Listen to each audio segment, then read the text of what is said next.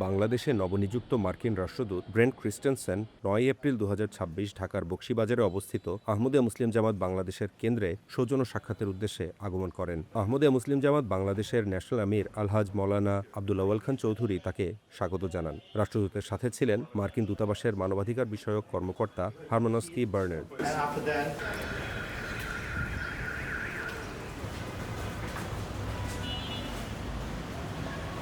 সকাল ১০টায় আহমদিয়া মুসলিম জামাতের কেন্দ্রে আগমনের পর মার্কিন রাষ্ট্রদূত দারুত তবলিগ মসজিদ কমপ্লেক্স ঘুরে দেখেন।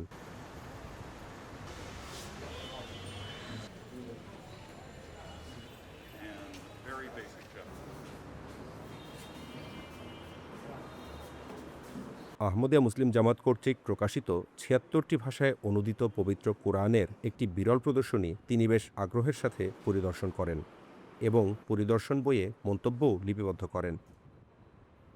এরপর আহমদিয়া মুসলিম জামাতের কেন্দ্রীয় লাইব্রেরি কক্ষে সৌজন্য সাক্ষাৎ পর্ব অনুষ্ঠিত হয়। ন্যাশনাল আর্মি সাহেব ছাড়াও জামাতের কয়েকজন বিশিষ্ট ব্যক্তি এবং কতিপয় কেন্দ্রীয় কর্মকর্তা ও মোবাল্লেগ এ সময় উপস্থিত ছিলেন। তাদের সাথে সংক্ষিপ্ত পরিচয় পর্বও অনুষ্ঠিত হয়।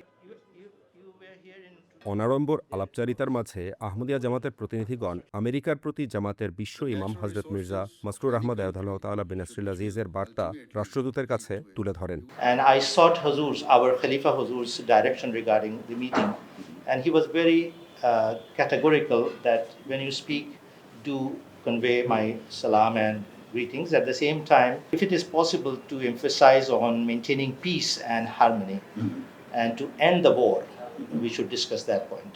বিশ্ব শান্তি প্রতিষ্ঠার জন্য পৃথিবীর বর্তমান অশান্ত ও নৈরাজ্যকর পরিস্থিতি দ্রুত দূর করতে মার্কিন যুক্তরাষ্ট্রকে দায়িত্বশীল ভূমিকা পালনের আহ্বান সম্বলিত বার্তা ওয়াশিংটনে পৌঁছে দেবেন বলে রাষ্ট্রদূত জানান। I've received the message. We will faithfully convey that message back to Washington. Yeah. রাষ্ট্রদূতকে Ahmadiyya জামাতের ইংরেজি কিছু বইও উপহার দেওয়া হয়, যার মাঝে ছিল হজরত খলিফাতুল মসির পুস্তক world crisis and pathway to piece এবং চৌধুরী মোহাম্মদ জাফরুল্লাহ খান সাহেব রচিত মহানবী হজরত মুহাম্মদ সাল্লাল্লাহু আলাইহি সাল্লামের জীবনী। সৌজন্য সাক্ষাৎ শেষে সবাই ফটো সেশনে অংশ নেন। M T international, Bangladesh studios.